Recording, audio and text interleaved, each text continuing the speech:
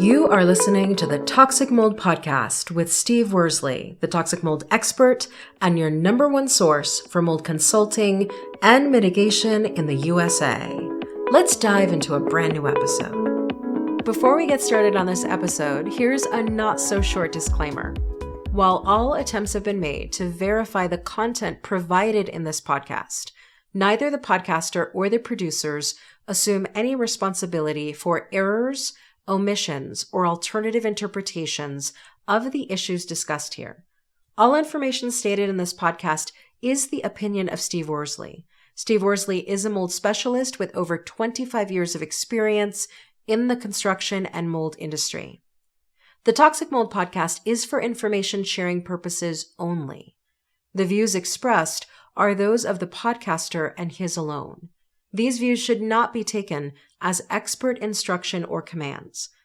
While there may be references to medical conditions and symptoms, all podcast episodes are the opinion of Steve Worsley, and any medical questions or concerns shall be addressed with the appropriate licensed medical professional or professionals. As the podcaster refers to different mold types, please be aware that Steve Worsley is not a microbiologist, and questions concerning mold specifics should be answered by the appropriate professional. Steve isn't, nor does he offer any legal advice. For any legal advice, you must speak with a lawyer. The listener is 100% responsible for his or her own actions. You can check out Steve's books on Amazon. Just go to Amazon and search for author Steve Worsley. You can also take Steve's courses on Udemy or Skillshare, and you can find out more about those at cnccontractorservices.com. Now, let's get to the episode. Hello, you're listening to the Toxic Mold Podcast with myself, Steve Worsley, and we have my wife, Cassandra, here again. Yes, it's pretty much the end of the year. Crazy. 2025's in just a couple of days. That is so crazy. Yep. So we're going to talk about the same thing we do every year before the new year starts, and that's let's set our 2025 indoor air quality goals. So for you, obviously you have a mold expert that you're married to, so it's a little easier for you, but what would be your number one goal when it comes to indoor air quality? Oh, for 2025 or for 10 years from now? Either or. I was just thinking today that I would like us to build a completely mold circadian rhythm secured home. Meaning I want not lots of natural light. I want humidity gauges built into every single room. I would like no carpet in the house whatsoever. All absolute hardwood floors. I just want it all. Like I want mold and sunlight and less blue light to be how the house is built. Okay. Well, breaking news. My wife wants a new home built. 7,000 square feet, just say 10 years. But those are actually really good goals. You know, for our listeners, we kind of, we're doing what we make fun of, but you're going to see it on TV. You're going to hear it, wherever, school, church, 2025 New Year's resolutions. I don't want to come across that way, but I guess what I'm saying to our listeners, there are a few simple things you could do to make sure that you're living in a healthy home. Well, and I just want to put this out there. Sometimes, depending on how many issues you've dealt with in terms of IAQ in the home you currently live in, after doing everything you've attempted to do, if it still hasn't worked, moving might be the goal. Yeah. And I think it's a fair goal because it's very hard in a home that repeatedly you keep running maybe the grading and the drainage and you keep fixing things. If it's not working, right, then maybe you need to move to Arizona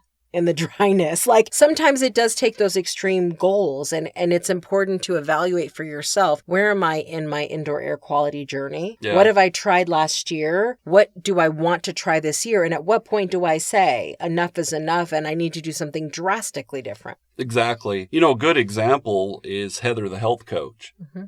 She used to live in, I believe, Pennsylvania. I'm assuming it's humid there. Yes. So, yeah. East Coast.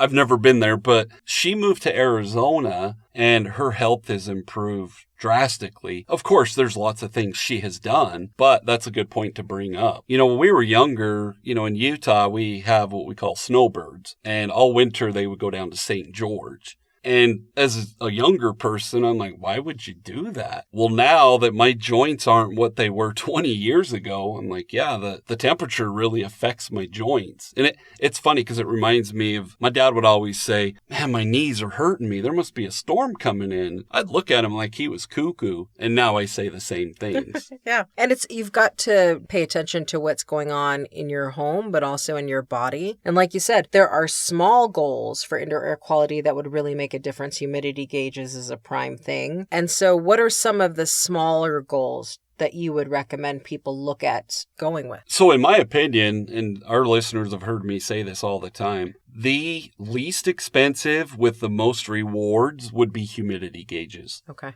If you can monitor the humidity in your home, that's going to tell you what's really going on with the indoor air quality. Because mold, for it to be viable and reproduce, it has to have 60% humidity. So if you're monitoring the humidity and you're always seeing that it's high, we need to address that. Okay. And you can do that with ventilation, all sorts of different things. There could be a leak. But for our listeners, you can literally buy a 3-pack of the very inexpensive humidity gauges, which I'm not sure how accurate they are, but you can buy a 3-pack on Amazon for $15.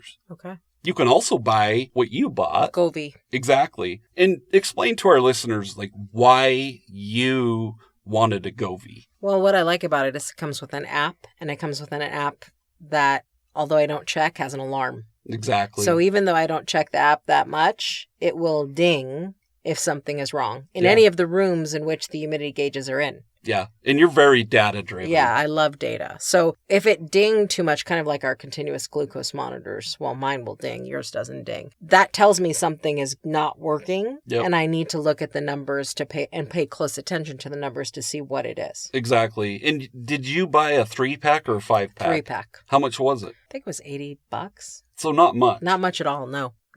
For 2 people, you could spend that for dinner tonight. Exactly. And so for our listeners, they're like, okay, Steve, where do we put them? Pretty sure we have one in our laundry room. Yes. We have one in our bathroom. Yep. And I honestly don't know where the third one is. Yeah, I don't know. Is it in the basement? I can't remember.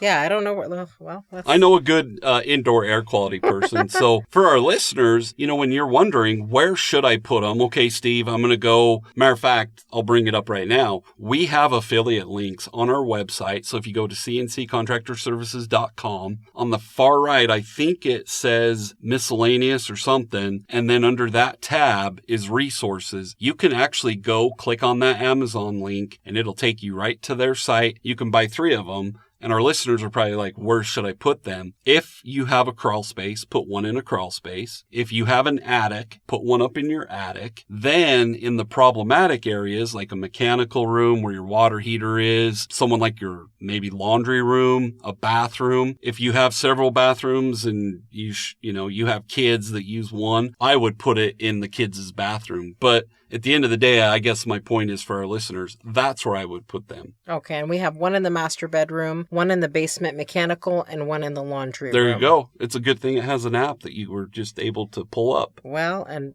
the master bedroom, 40% humidity currently. Basement mechanical is 32.5% humidity, and the laundry room is 33.1% humidity, which is good. Yes. Yeah.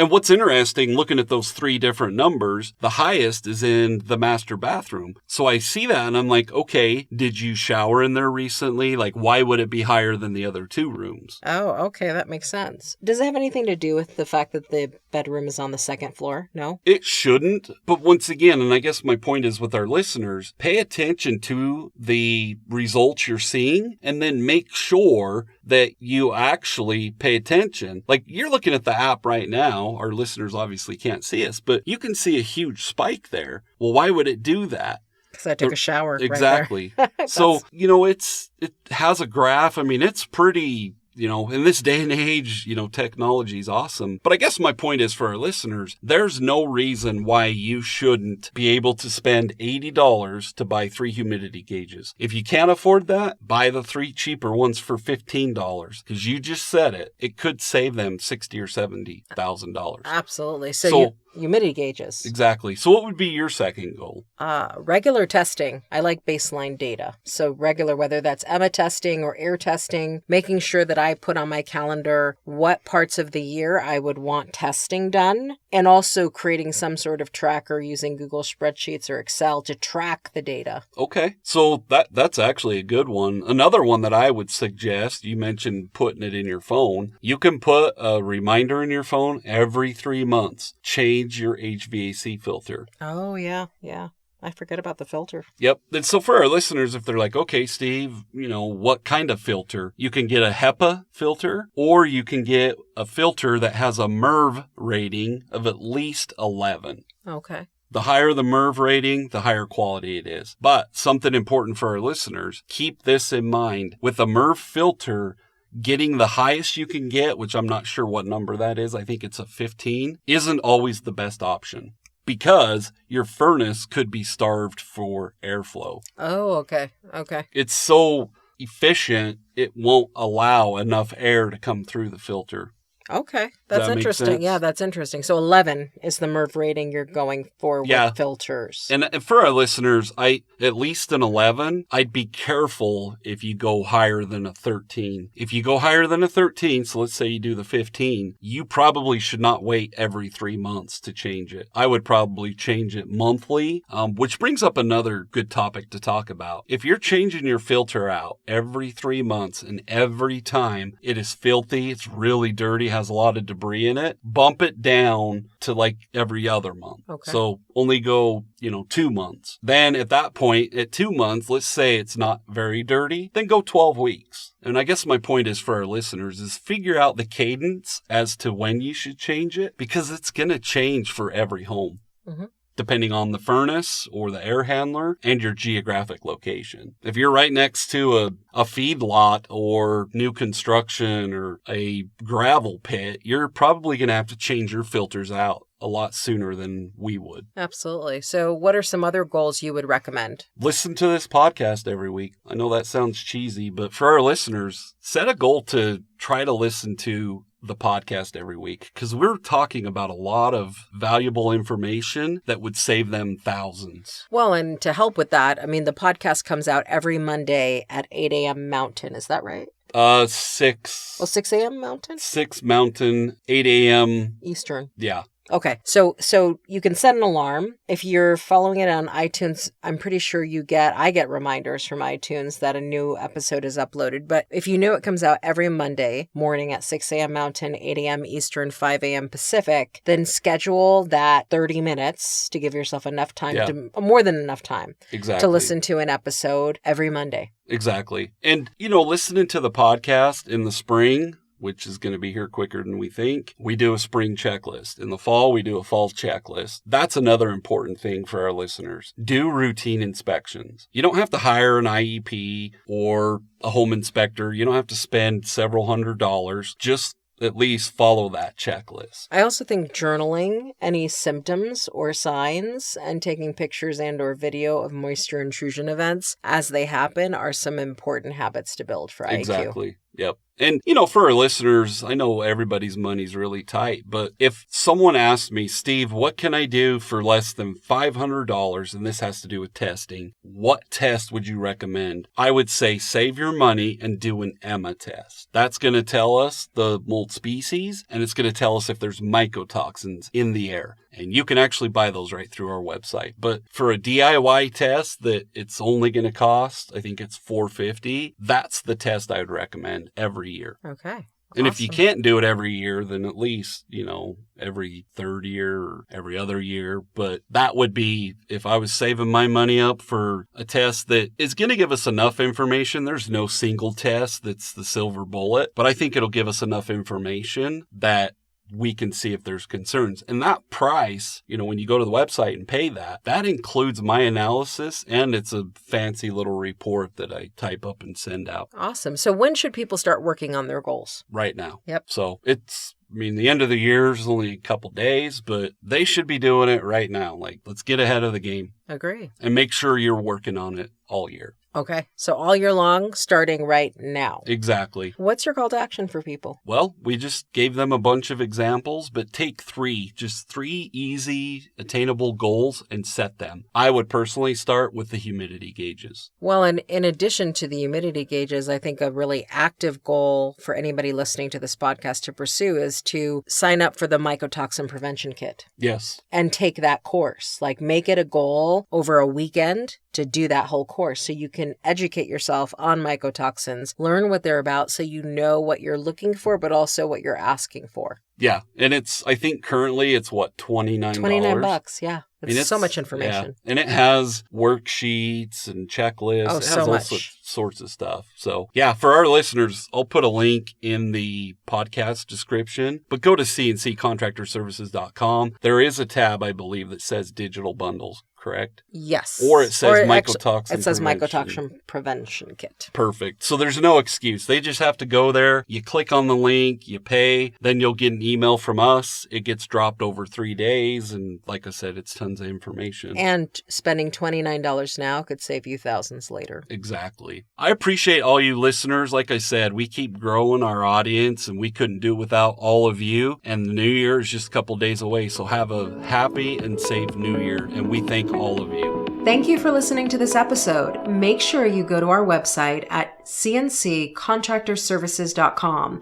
and sign up for the mold investigation checklist. Again, go to cnccontractorservices.com and get your free mold investigation checklist today. You can also on cnccontractorservices.com find out more about Steve's courses and books and consultations. Once again, go to cnccontractorservices.com.